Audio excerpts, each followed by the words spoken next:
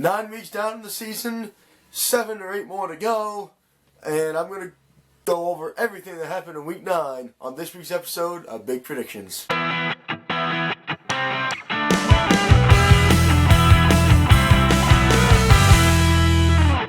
Hello everybody, welcome to this week's episode of Big Predictions. Big E here, and let me tell you right now, I am pumped up because of my Week 9 record. I'm going to jump right into it.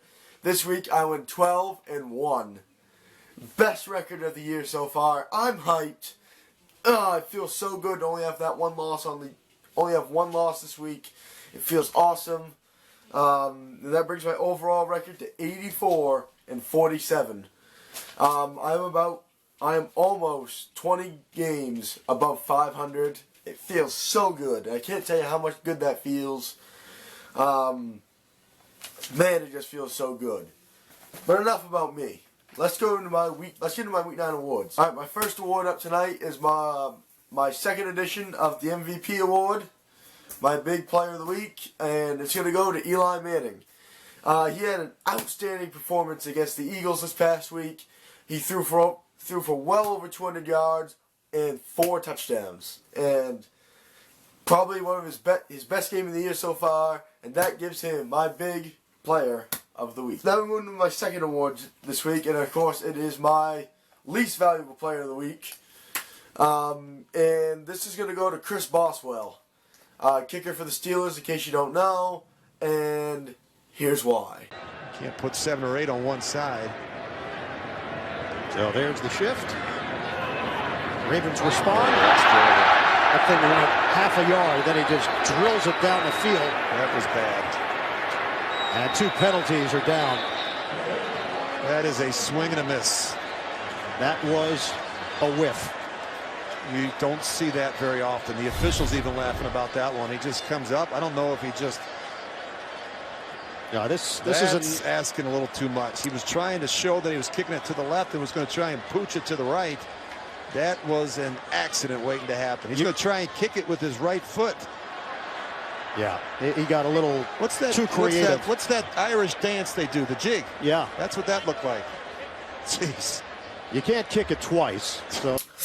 Yeah, Chris Boswell, I don't know if you had a brain fart or what you had, but that's not how you're supposed to do an onside kick.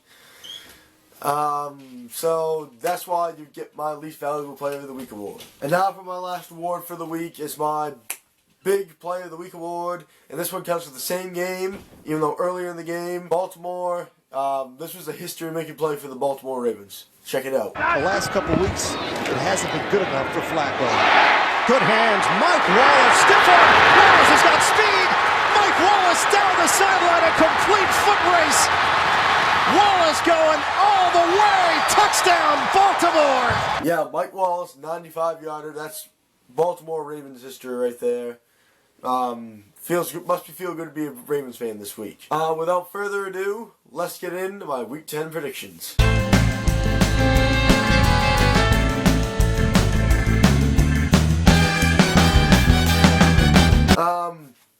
Starting out with the Thursday night game, we have the Browns and the Ravens, and another reason why the ratings are just low. You continue to have shit games like this.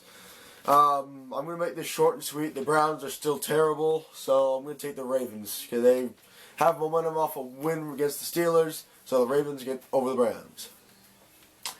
Next game, the Texans and the Jags. The Texans haven't been doing so well recently. They've had a bye week, but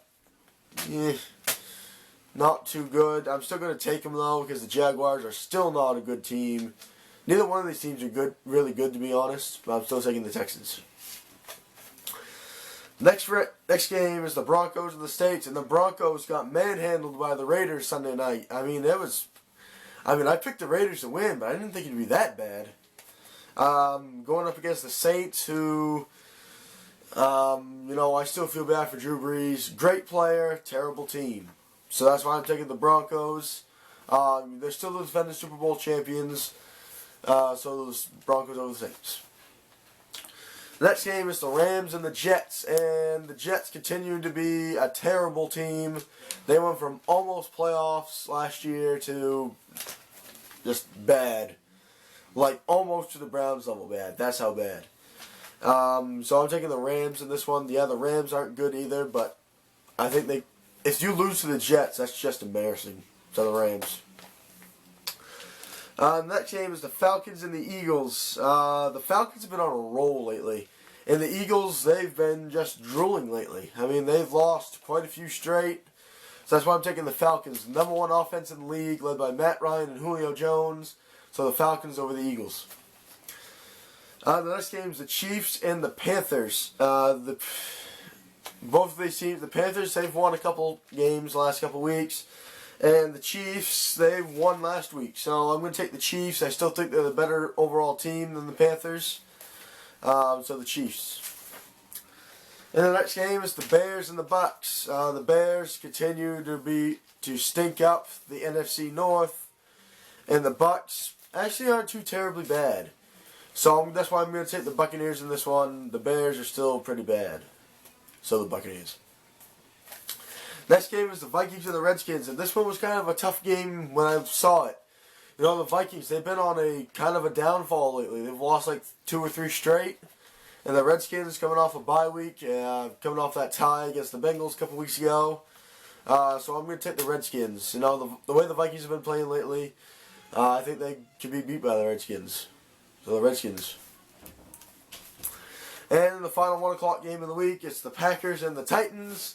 The Packers, if you had told me they would be 4-4 going into Week 10 in the very first week of this season, I probably would have slapped you because the Packers are usually a really good team.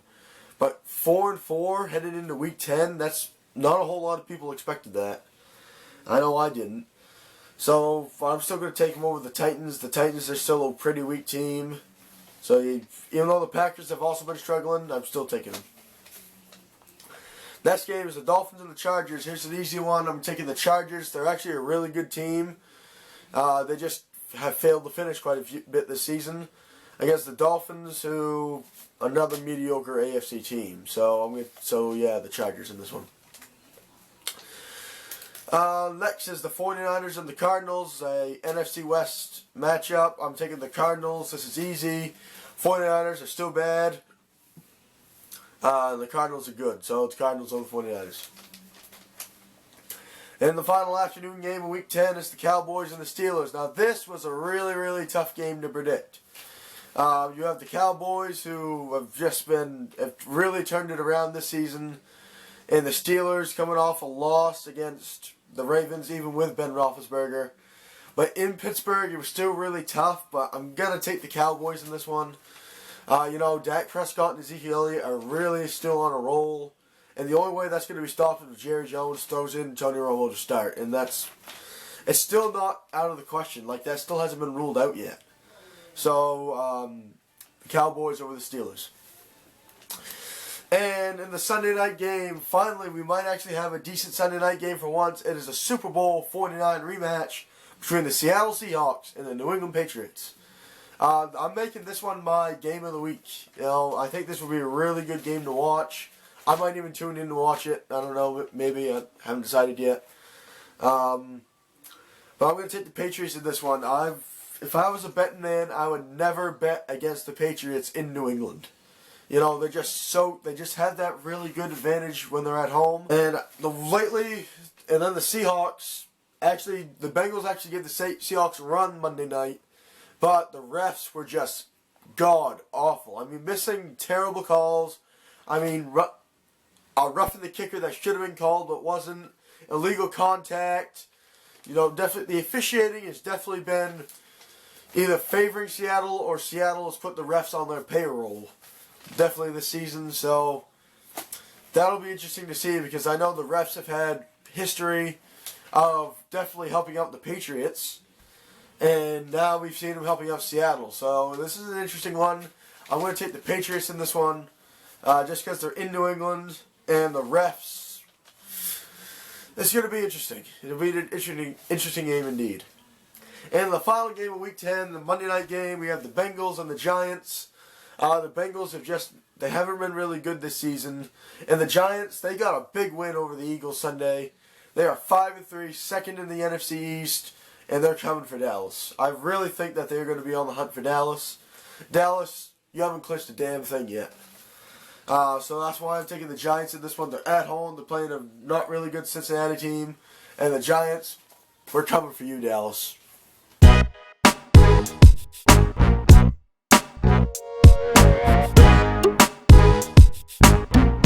That's just about going to wrap up my Week 10 episode of NFL Edition here. Thank you all for watching as usual. Tune in every Wednesday for a new episode. Next week I'll be announcing a special thing I'm doing during Super Bowl week coming up in February. Stay tuned for that. And until next time, guys, I'm Big E saying so long, everybody.